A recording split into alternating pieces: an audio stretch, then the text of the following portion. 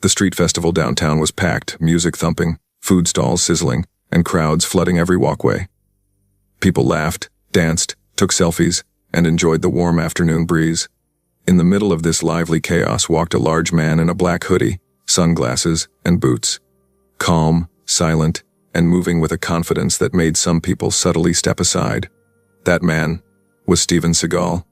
But no one recognized him dressed like this, not even the two rookie cops patrolling the festival for suspicious behavior.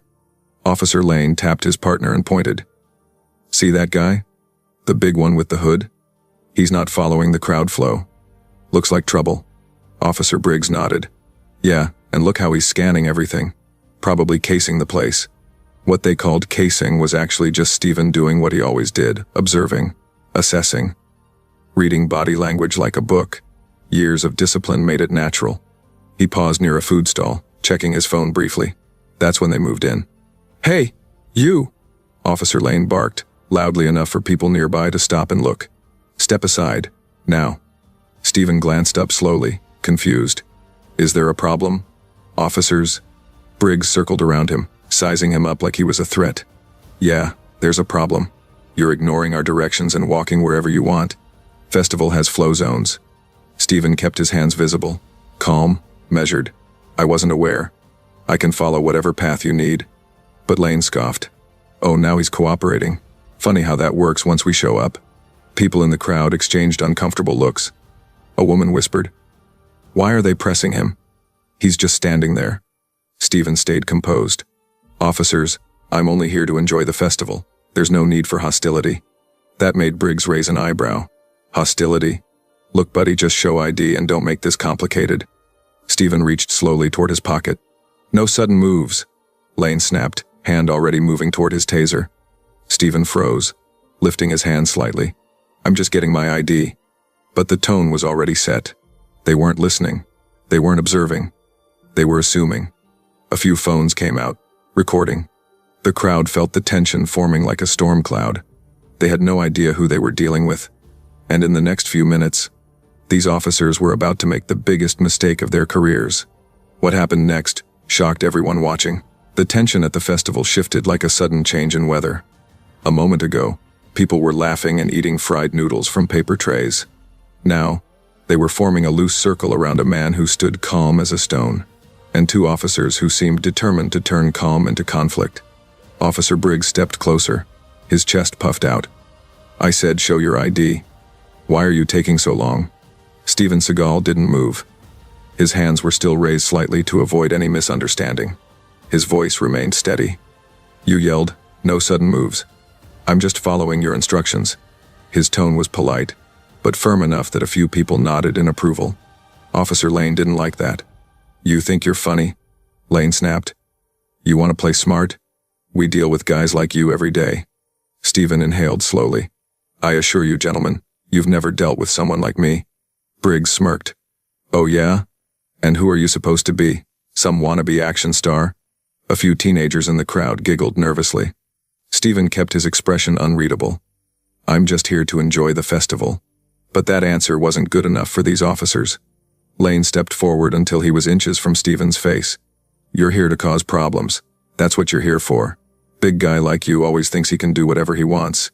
Steven tilted his head slightly, studying the officer's posture, hands, breathing. He could see the adrenaline, the insecurity, the ego. He'd trained in reading people for 3 decades. It wasn't hard.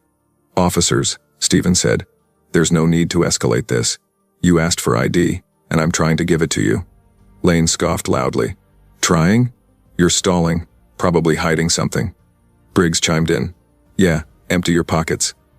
Slowly, Steven blinked. "You want me to reach into my pockets? After you told me not to move?" The hypocrisy was so obvious that even some bystanders shook their heads. A young man recording whispered, "Man, these cops are looking for trouble." A woman added, "This is why people don't trust them anymore." The officers heard the murmurs and their frustration only grew. Briggs barked, "Stop talking back and do what we say." Steven kept his hands raised, voice calm. "I'm cooperating, but I won't be reckless." Lane's jaw tightened. "Is that a threat?" Steven sighed softly. "No. It's common sense." But that was enough to push the officers over the edge. Lane grabbed Stephen's arm roughly while Briggs moved behind him. Stephen didn't resist. He didn't fight. He didn't even tense up. But everyone watching could see where this was heading. A man from the crowd called out, "Hey officers, he's not resisting. Chill out." Lane whipped his head around. "You want to get involved? Back off." People pulled out more phones. Record buttons flashed everywhere. Dozens of eyes witnessed the confrontation turn into intimidation. Briggs pressed, "Put your hands behind your back." Stephen answered, "If I move too quickly, you'll say I reached for something." Lane's voice rose. "Stop talking and just do it." And still, Stephen did not lose his calm. He simply said, "I want to avoid misunderstandings. That's all." But misunderstandings were exactly what the officers were creating. Around them, the crowd buzzed with energy, a mix of anger, confusion, and uncomfortable curiosity. It was no longer just a police check. It was a spectacle. A teenager filming whispered, "Bro, these cops have no clue who they're messing with." But most people didn't know either. Not yet. Stephen slowly lowered one hand. Lane flinched back, shouting, "Hey, watch it." The sudden reaction made the crowd gasp. Stephen froze again. "May I reach for my ID now?" Lane didn't answer. He just glared, hand resting closer to his taser. Briggs circled again. "I don't like the way you're acting. You're nervous." Stephen replied, "I'm controlled. You're nervous." That one sentence made Lane snap. "Turn around, hands behind your back," he yelled. Stephen exhaled slowly, lowering his hands. Very well. But inside, he knew this wasn't going to end with simple handcuffs. These officers had already convinced themselves he was a threat no matter what he did. He turned. Slowly, calmly, but Lane grabbed him aggressively, twisting his arm. Briggs seized his shoulder, pushing him forward. People shouted, "He's not resisting. Leave the guy alone." "Bro, what are you doing?"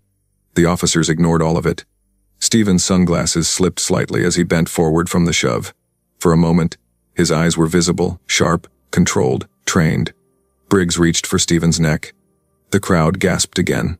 The situation was seconds away from something dangerous. And still, Stephen remained calm, repeating quietly, "Gentlemen, you really don't want to do this."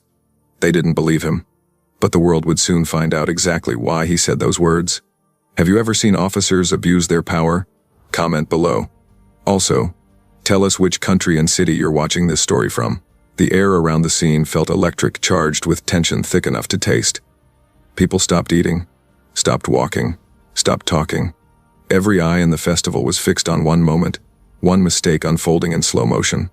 And in the middle of it all stood Steven Seagal, still calm.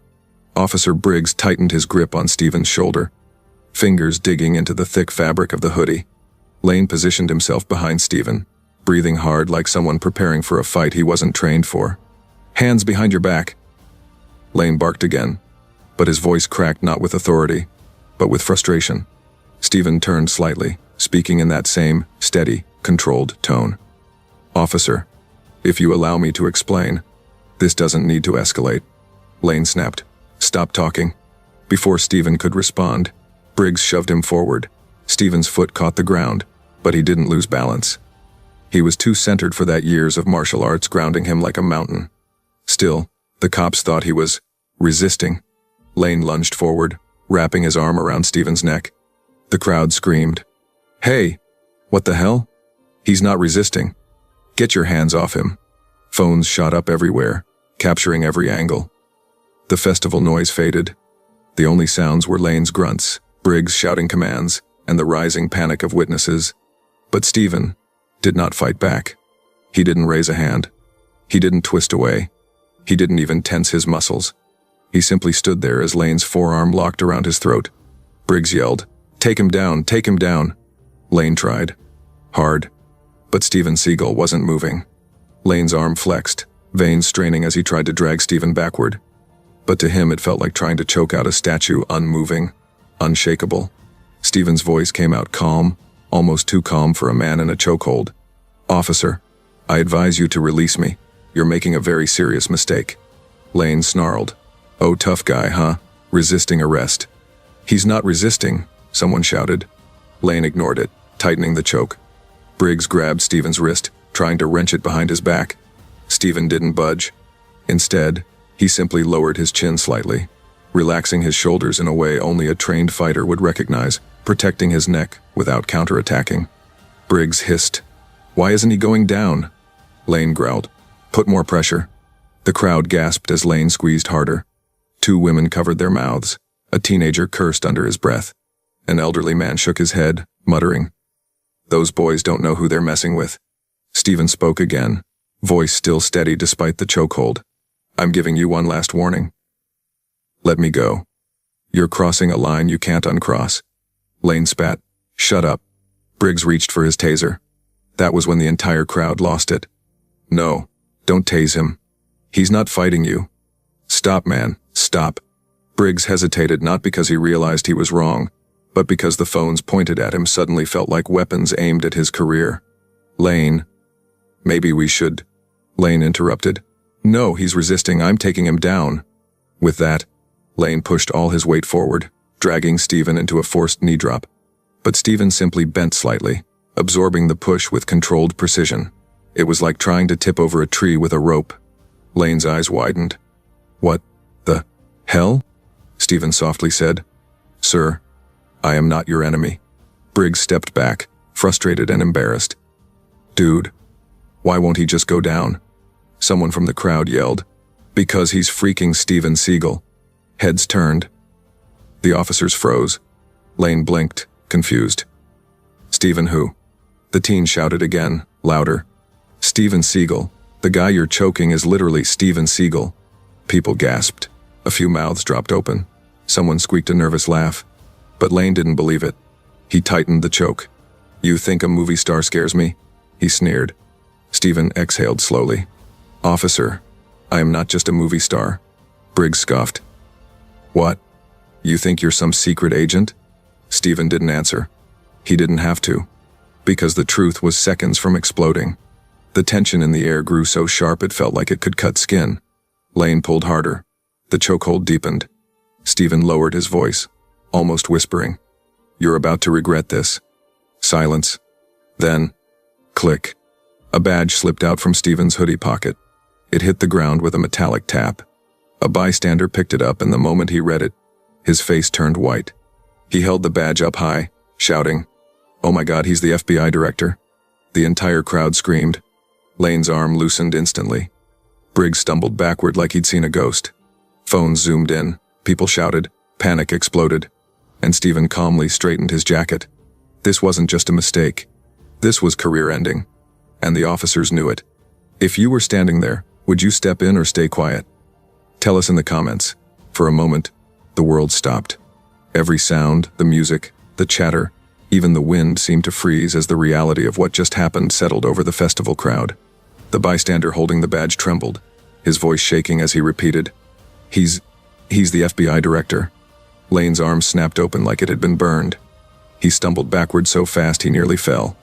Briggs froze mid-movement, mouth hanging open, eyes bulging. Steven Seagal calmly reached out and took the badge back. He didn't raise his voice. He didn't make a scene. That almost made it worse, because silence from a man holding that badge was far more terrifying than yelling. The officers looked like their souls had left their bodies. Lane whispered, "Director? Director of the FBI? No, that's not. This can't be." Briggs staggered forward, his voice breaking. "Sir, this is a misunderstanding." Stephen slipped the badge into his hoodie pocket with slow, deliberate precision. His hands were steady, controlled. The kind of steady that comes from someone who's faced war zones, not 2 overeager cops at a food festival. "I gave you several chances to de-escalate," Stephen said softly. The softness made Lane's legs wobble. Briggs raised his hands. "Sir, we didn't know. You should have, you could have." Stephen's eyes sharpened. It was the first true display of authority since the entire ordeal began. "I informed you that you were making a serious mistake, Officer Briggs. You ignored every warning." Lane swallowed hard, his face pale. I thought you were resisting. You wouldn't let me take you down." A man from the crowd yelled. He wasn't resisting at all. Others joined in. "You guys assaulted him. You choked the freaking FBI director. He told you to stop. You're finished, bro." Lane's breathing turned fast and shallow. He looked around like a trapped animal. His hand hovered near his radio, as if calling for backup would somehow fix what he'd done. Stephen shook his head once. Do not call anyone. Lane froze instantly. Stephen stepped closer, not aggressive, not threatening, just close enough that both officers could see the controlled fury behind his calm expression. Do you understand what you've just done? He asked quietly. Briggs stammered. We thought you were grabbing those kids. You assumed, Stephen interrupted. Without assessing, without asking questions, without identifying yourselves properly. Lane's voice cracked. We did identify. No, Stephen corrected. You barked orders. You escalated. And then you attacked a citizen who posed zero threat. Briggs rubbed the back of his neck. Sir, we had no idea it was you. Stephen's eyes narrowed. Your behavior would still be unacceptable even if I were a high school janitor. The crowd erupted into applause and whistles. Lane looked like he wanted to evaporate on the spot. Sweat dripped from his forehead. His mouth kept opening and closing with no sound coming out. Stephen continued. You didn't use training. You used adrenaline. Briggs whispered. Sir, please, we're begging you. Don't let this ruin our careers. We were just trying to protect. Stephen stepped right in front of them. Suddenly, the weight of who he was, what he represented, hit them harder than any punch could. Your careers, Stephen said quietly, are the least of my concerns. Lane's breath hitched. You endangered civilians with your impulsiveness. You assaulted a federal director, and you're lucky you didn't injure those children you were supposedly protecting. A woman from the crowd yelled, Fire them! Someone else shouted, Arrest them for assault. Lane shook his head violently, stepping backward. Sir, please, we're sorry. We're so sorry. Stephen leaned in slightly. Are you apologizing because you understand what you did wrong? Or because you got caught? Lane's face crumpled. He had no answer.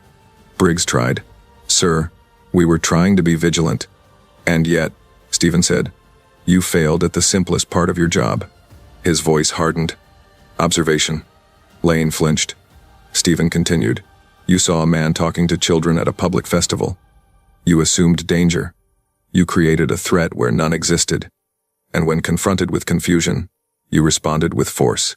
Briggs looked like he hadn't breathed in minutes. What happens now? The crowd leaned in, phones up, hands shaking, waiting for the verdict. Stephen sighed, long and controlled. He glanced around at the terrified children now huddled behind their parents. He looked at the bystanders, still capturing everything on camera. He looked at the officers last. What happens now? Stephen said. Depends on your honesty. Lane blinked rapidly. Honesty? Tell the truth, Stephen said. Exactly what you did. Exactly why. And accept the consequences. Lane's voice cracked. We were wrong. We panicked. We overreacted. Briggs nodded furiously. Yes, sir. We weren't thinking straight. We're sorry. Stephen paused. The crowd held its collective breath. Then he said quietly, You will file a full report, and I will review it myself. Lane nearly collapsed. Briggs let out a sound like a dying animal. Stephen turned to the crowd. Thank you for intervening. Thank you for speaking up.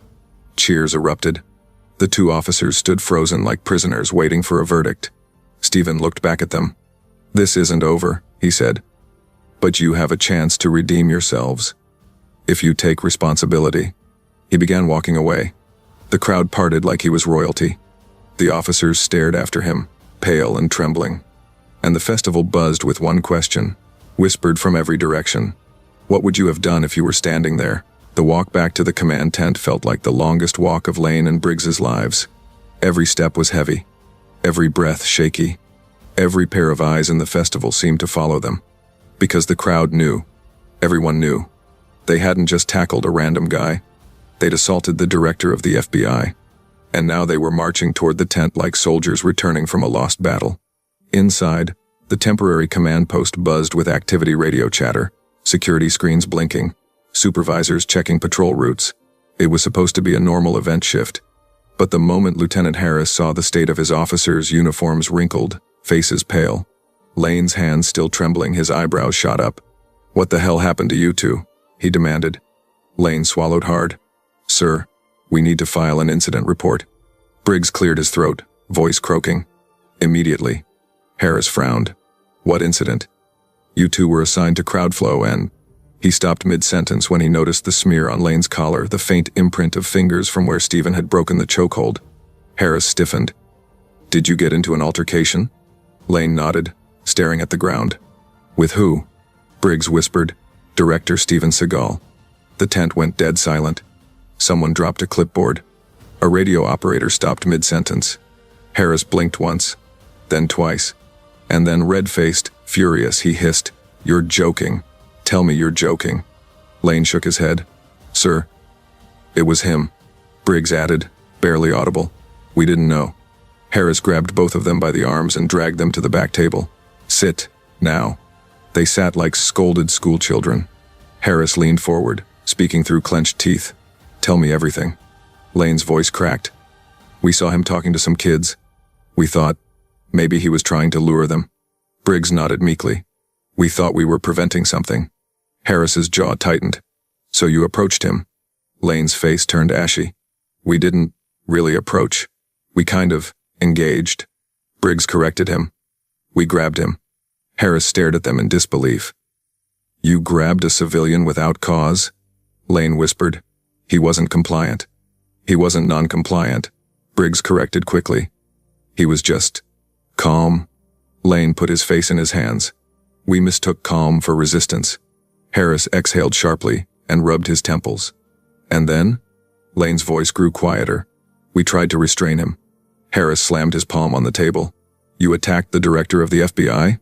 Briggs flinched so hard his chair squeaked. "We didn't know." Lane added. "He didn't announce himself at first." Harris glared. "He doesn't have to announce himself, he's not a suspect." The entire tent was silent, watching the meltdown unfold. Harris leaned forward. "You understand this is beyond a simple mistake. This is a national-level incident. This will go to Washington." Lane nodded, tearful. "Sir?" "He told us to file a full report." Harris froze. "He told you, personally?" Briggs nodded. "Yes, sir. And he said he'll review it himself." Harris closed his eyes like the world was ending. "Start writing," he ordered.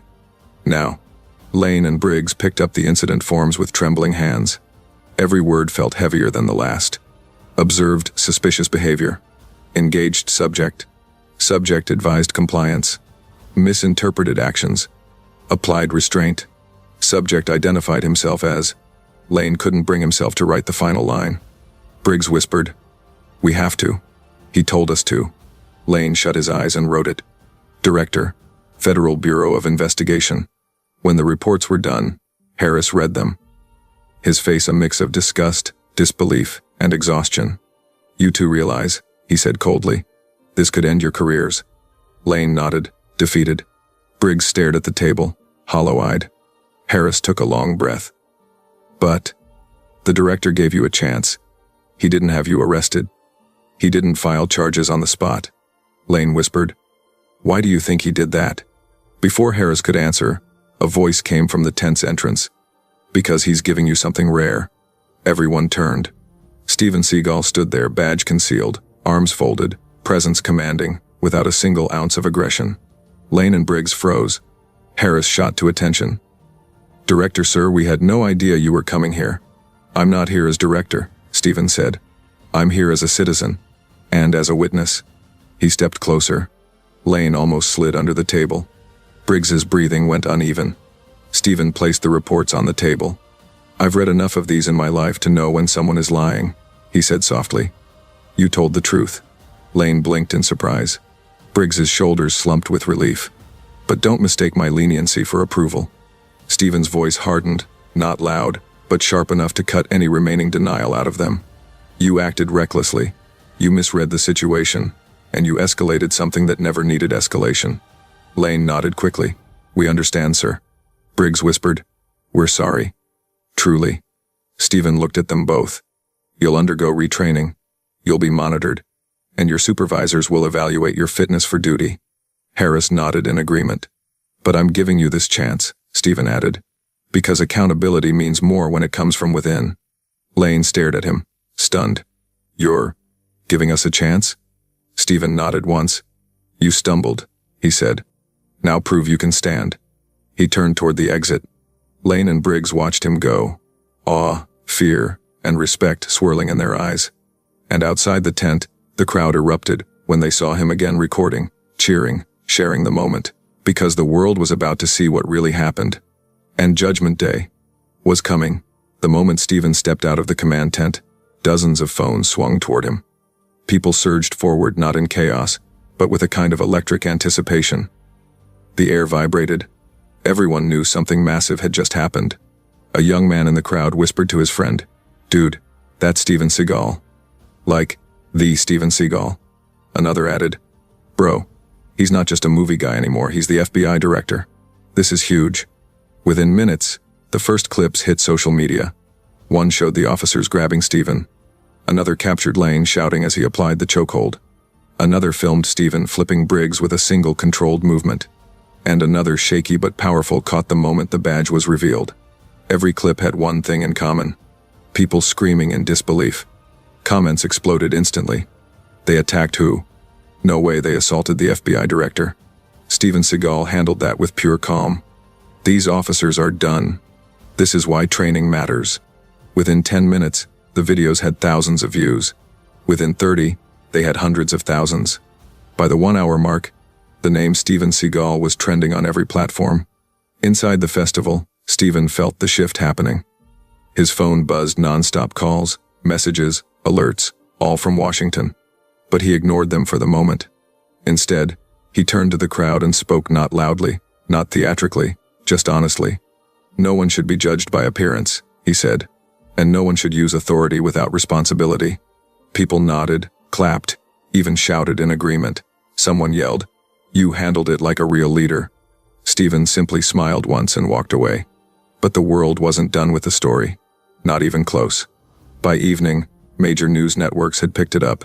Anchors spoke with urgency, showing still frames from the viral footage. Experts debated police escalation. Commentators argued about training, profiling, and the need for reform. Panels discussed what the officers should have done. Former agents talked about Steven's restraint. Politicians called for investigations. And through it all, the footage kept circulating. Back at the local precinct, Lane and Briggs sat in a small office with the blinds drawn. Their phones had been confiscated to control the situation. Both men looked like they hadn't slept in days, even though only a few hours had passed. Lane stared at the wall, his voice hollow. "We're on every channel." Briggs's hands shook as he buried his face. I didn't think it would blow up like this. Millions of views. Millions." The door opened. Lieutenant Harris stepped in, tension in his shoulders. Both officers shot up instantly. "Sit," Harris said, voice tired. They sat. "There's been contact from Washington," he said. "The deputy director wants a full briefing." Lane's heart dropped into his stomach. "Washington saw it?" Harris nodded. Everyone saw it. The room fell silent. Briggs whispered, "Are we fired?" Harris hesitated. "Not yet. Director Seagal's response is the reason why." Lane blinked. "He's not pushing for dismissal?" "No," Harris said. "In fact, he told the higher-ups that he believes in reform, not destruction. He emphasized that you admitted your mistakes." Briggs nearly broke down right there. "He defended us?"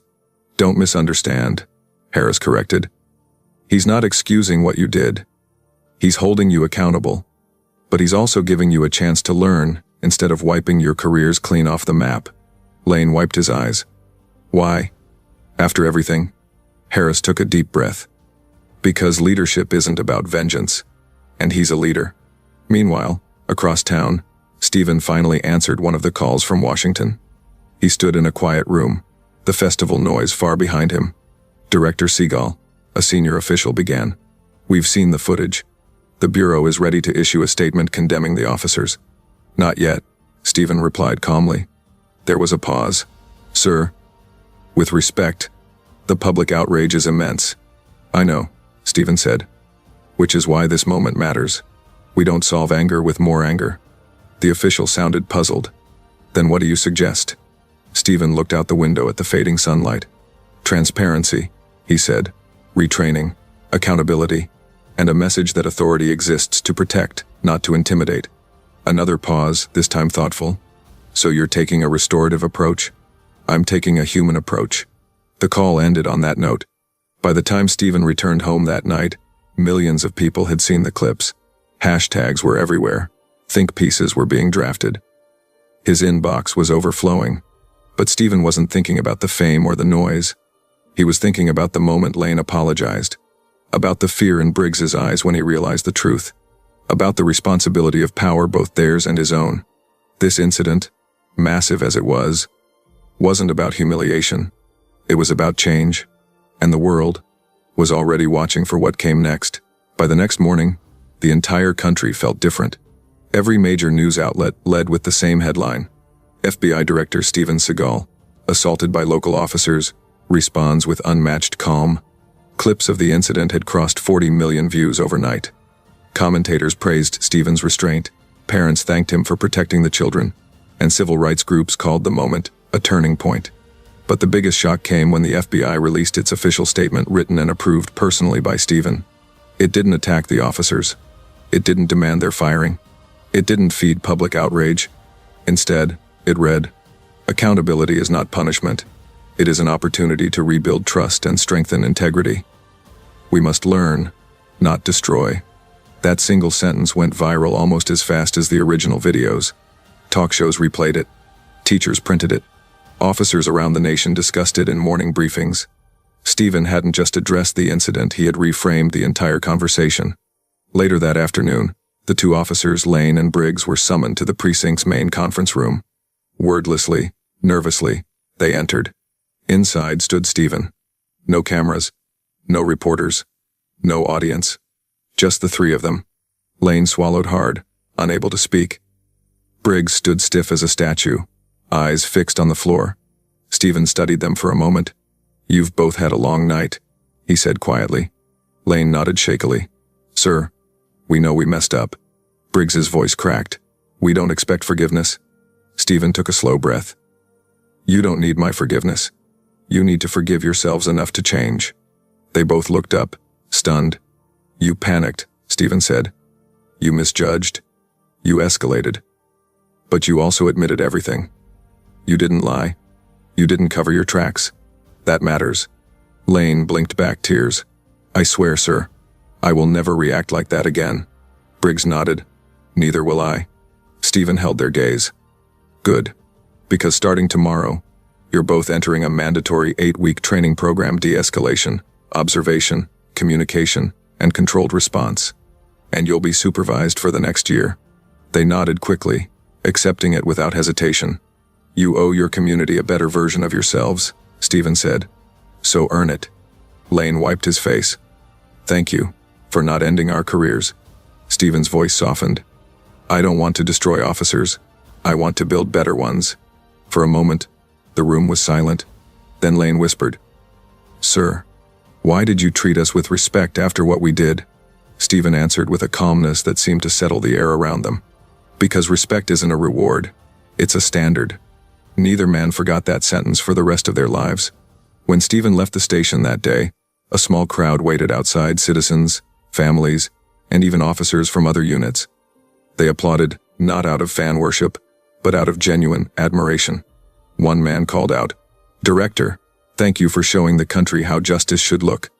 A woman added, "My son saw your video. He said he wants to be like you, calm and brave." Steven gave them a gentle wave and moved toward the waiting car. But before getting in, he turned and addressed the crowd. "Judgment without understanding leads to fear," he said. "But understanding leads to respect. And respect leads to peace." Phones captured it instantly, and within hours that clip became the most shared video of the day. By evening, talk shows praised his leadership. Youth groups held discussions.